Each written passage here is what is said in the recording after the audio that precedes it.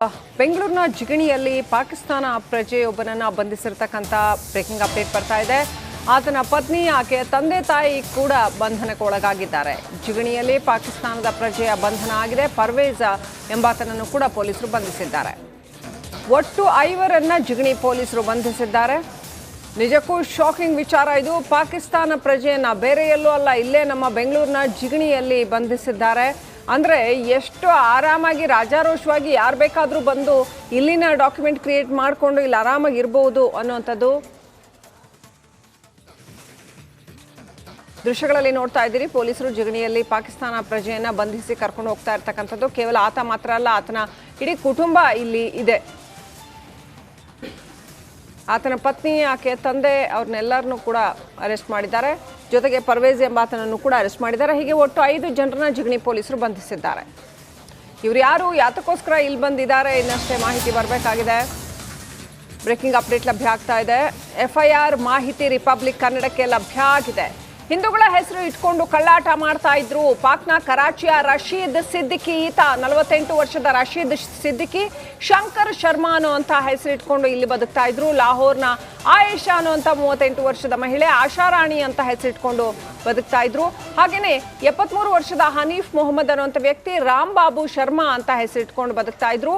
ರುಬೀನಾ ಅನ್ನುವಂಥ 61 ವರ್ಷದ ಮಹಿಳೆ ರಾಣಿ ಶರ್ಮಾ ಅನ್ನುವಂಥ ಹೆಸರು ಇಟ್ಕೊಂಡು ಬದುಕ್ತಾ ಇದ್ರು. ಇವರೆಲ್ಲರೂ ಕೂಡ ಒಂದು ಫ್ಯಾಮಿಲಿ ರೀತಿಯಲ್ಲಿ ಇಲ್ಲಿ ಇದ್ದಂಥದ್ದು. ಅವರನ್ನ ಇದೀಗ ಜಿಗಣಿ ಪೊಲೀಸರು ಬಂಧಿಸಿದ್ದಾರೆ.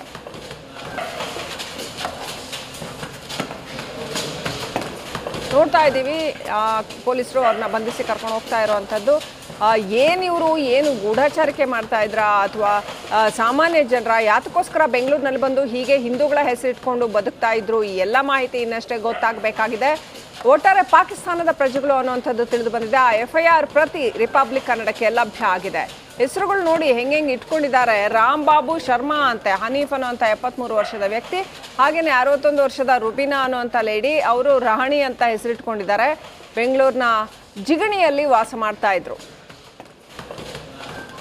ಅಪ್ಡೇಟ್ ಪಡ್ಕೊಳ್ಳೋಣ. ನಮ್ಮ ಹಿರಿಯ ಪ್ರತಿನಿಧಿ ಸುನಿಲ್ ಧರ್ಮಸ್ಥಳ ಜಿಗಣಿಯಿಂದ ಕನೆಕ್ಟ್ ಆಗಿದ್ದಾರೆ. ಸುನಿಲ್, ನಿಜಕ್ಕೂ ಆಶ್ಚರ್ಯ ಆಗುತ್ತೆ. ಬೆಂಗಳೂರಿನಲ್ಲಿ ಪಾಕಿಸ್ತಾನದ ಪ್ರಜೆಗಳು, ಅದರಲ್ಲೂ ಹಿಂದೂಗಳ ಹೆಸರಿಟ್ಕೊಂಡು ಆರಾಮಾಗಿ ಬಿಂದಾಸ್ ಆಗಿ, ಏನಂತ ಇವ್ರೇನು ಗೂಢಚಾರರ ಅಥವಾ ಏನು, ಇವರು ಯಾತಕ್ಕೋಸ್ಕರ ಇಲ್ಲಿ ಬಂದು ಬದುಕ್ತಾ ಇದ್ರು ಹೀಗೆ? ಸುನಿಲ್,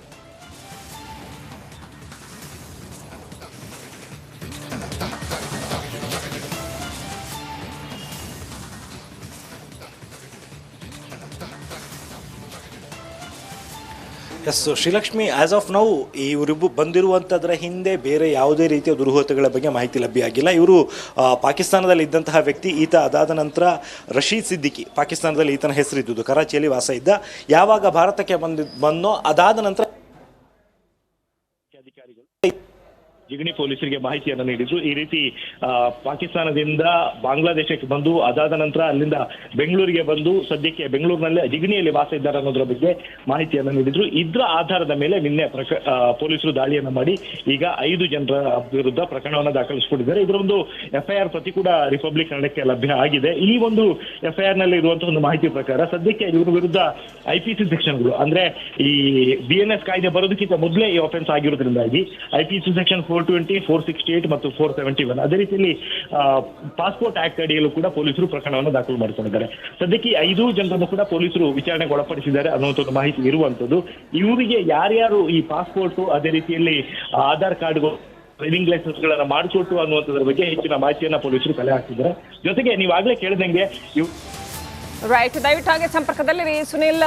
ಆಯಿಷಾಳನ್ನ 2011ರಲ್ಲಿ ಆನ್ಲೈನ್ನಲ್ಲಿ ಮದುವೆಯಾಗಿದ್ದ ಅನ್ನುವಂಥದ್ದು. ಮೂಲತಃ ಬಾಂಗ್ಲಾದೇಶದ ಪ್ರಜೆ ಈಕೆ ಆಯಿಷಾ ಅಂತ ಹೇಳಲಾಗಿದೆ. ಆಕೆಯನ್ನ ಈ ವ್ಯಕ್ತಿ ಧರ್ಮ ಪ್ರಚಾರಕ್ಕೆ ಅಂತ ರಶೀದ್ ಕಳ್ಳದಾರಿ ಹಿಡಿದಿದ್ದ ಅಂತ ಹೇಳಲಾಗ್ತಾ ಇದೆ. ಪಶ್ಚಿಮ ಬಂಗಾಳದ ಮಾಲ್ಡಾ ಮೂಲಕ ಭಾರತಕ್ಕೆ ಒಳನುಸುಳಿ ಬಂದಿದ್ದ. ಏಜೆಂಟ್ಗಳಿಗೆ ಹಣ ನೀಡಿ ಈ ಪಾಕಿಸ್ತಾನಿ ವ್ಯಕ್ತಿ ಒಳನುಸುಳಿ ಬಂದಿದ್ದ. ಬಾಂಗ್ಲಾದೇಶದಿಂದ ತನ್ನ ಕುಟುಂಬವನ್ನು ಕೂಡ ಕರ್ಕೊಂಡು ಬಂದಿದ್ದ. ನಕಲಿ ದಾಖಲೆ ಸೃಷ್ಟಿಸಿ ನಮ್ಮ ದೇಶದ ಒಳಗೆ ನುಸುಳಿದಂತಹ ಪಾಕಿಸ್ತಾನಿ ಈತ ನಕಲಿ ದಾಖಲೆ ನೀಡಿ ಭಾರತೀಯ ಪಾಸ್ಪೋರ್ಟ್ ಕೂಡ ಪಡೆದುಕೊಂಡಿದ್ದ.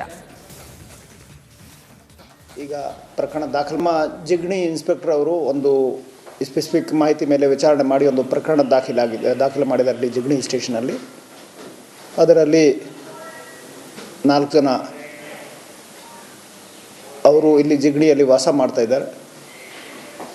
ಅವರು ನಮ್ಮ ಇಂಡಿಯನ್ ಡಾಕ್ಯುಮೆಂಟ್ ಫ್ರಾಡುಲೆಂಟ್ಲಿ ತೊಗೊಂಡಿದ್ದಾರೆ ಅಂತ ಬೇಸಿಕ್ ಇನ್ಫಾರ್ಮೇಷನ್ ಅವ್ರಿಗೆ ಲಭ್ಯವಾಗಿತ್ತು.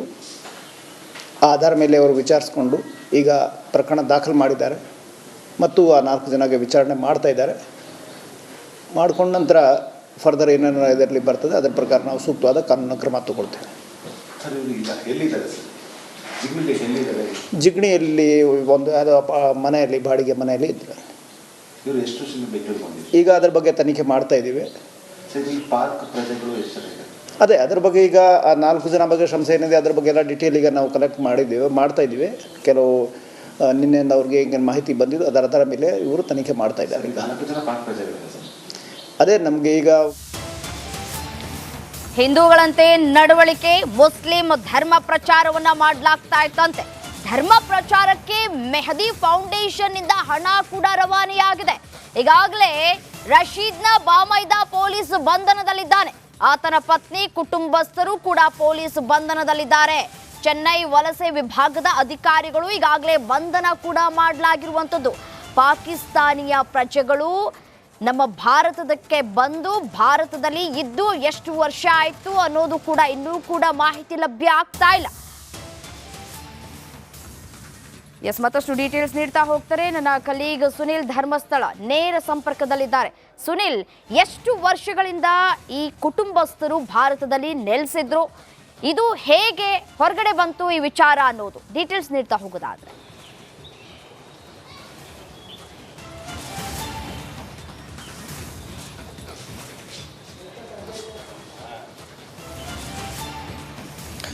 ರಮ್ಯಾ, 2014ರಿಂದ ಈ ರಶೀದ್ ಮತ್ತು ಆತನ ಕುಟುಂಬಸ್ಥರು ಭಾರತದಲ್ಲಿ ವಾಸ ಇದ್ದರು ಅನ್ನುವಂಥದ್ದು ಮಾಹಿತಿ ಇರುವಂಥದ್ದು. ಅಂದರೆ ಆತ ಮೊದಲು ಕರಾಚಿಯಲ್ಲಿದ್ದ, ಅದಾದ ನಂತರ ಬಾಂಗ್ಲಾದೇಶಕ್ಕೆ ಹೋಗಿ ಬಾಂಗ್ಲಾದೇಶದಿಂದ ಆತ ಪಶ್ಚಿಮ ಬಂಗಾಳದ ಗಡಿ ಭಾಗದ ಮೂಲಕ ದೆಹಲಿಗೆ ಬಂದಿದ್ದ.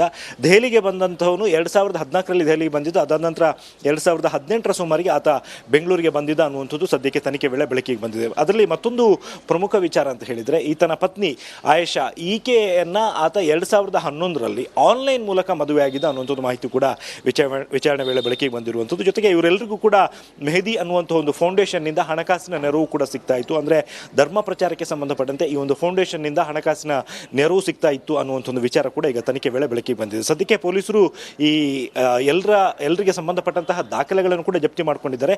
ಆದರೆ ಈ ದಾಖಲೆಗಳನ್ನು ಇವರಿಗೆ ಮಾಡಿಕೊಡೋದಕ್ಕೆ ಯಾರು ಸಹಾಯ ಮಾಡಿದ್ರು ಅನ್ನುವಂಥದ್ರ ಬಗ್ಗೆ ಹೆಚ್ಚಿನ ಮಾಹಿತಿಯನ್ನು ಕಲೆ ಹಾಕ್ತಿದ್ದಾರೆ. ಸದ್ಯಕ್ಕೆ ಗೊತ್ತಿರುವ ಒಂದು ಮಾಹಿತಿ ಅಂತ ಹೇಳಿದರೆ, ದೆಹಲಿಯಲ್ಲಿ ಆಧಾರ್ ಕಾರ್ಡು, ಪ್ಯಾನ್ ಕಾರ್ಡು ಇವೆಲ್ಲವನ್ನು ಕೂಡ ಮಾಡಿಕೊಡಲಾಗಿತ್ತು ಅನ್ನುವಂಥ ಒಂದು ವಿಚಾರ ಗೊತ್ತಾಗಿರುವಂಥದ್ದು. ಹಾಗಾಗಿ ದೆಹಲಿ ಪೊಲೀಸರು ಕೂಡ ಈ ಬಗ್ಗೆ ಮಾಹಿತಿಯನ್ನು ರವಾನಿಸಿ ಅಲ್ಲೂ ಕೂಡ ಕಾರ್ಯಾಚರಣೆ ನಡೆಸೋದಕ್ಕೆ ಪೊಲೀಸರು ಸಜ್ಜಾಗ್ತಾ ಇದ್ದಾರೆ. ರಮ್ಯಾ, ರೈಟ್, ಧನ್ಯವಾದ ತಮ್ಮ ಮಾಹಿತಿಗಾಗಿ ಸುನಿಲ್.